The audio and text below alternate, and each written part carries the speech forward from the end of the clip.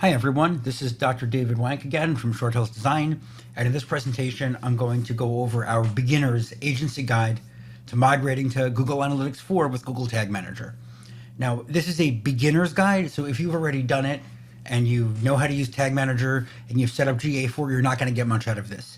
This is for people who really have not had a chance to work with Tag Manager ever or really set up Google Analytics 4. So this really just gets the basics running and gets your site or your client's website configured with GA4.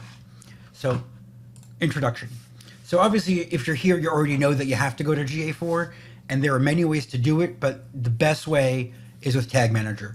You can certainly use plugins like Monster Insights and other things for WordPress if you're using WordPress, but it seems that the way this is all going is GA4, with GA4 is going to be Tag Manager. So in this training, which is beginner level, we're going to teach you how to set up first a Google Tag Manager container, how to create a Google Analytics 4 account, and then add that account configuration, that tracking, that measurement ID to your website via Tag Manager. So here are overall steps. We're going to create a Tag Manager container and add it to your website.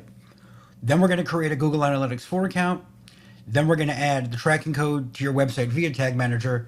And then in separate training, we'll do some additional account configuration. So first thing to do is to create and install a Tag Manager container, and that's step one. And so we've got a full video here on YouTube on our channel about how you do that. When you watch that video, don't forget to subscribe. Step one is to create a Tag Manager container and install it on your website. And you can watch a full video here on YouTube about how we do that on our channel. And certainly feel free to subscribe to our channel, as we'll keep putting out more videos about these things.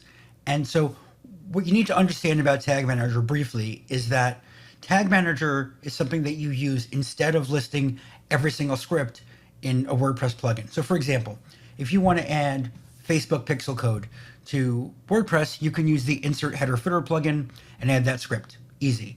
Now, if you want to add a Hotjar or some other kind of tracking, add that script as well. No problem. Now you want to add analytics, add that script. No problem. So what winds up happening is you get a buildup of scripts, and a ton of scripts load when you load WordPress. And it's very difficult to configure those scripts specifically where you want them to go or not want to go. By using Tag Manager, you're basically putting the one Tag Manager script on your website and then adding all of your tags via the Tag Manager itself.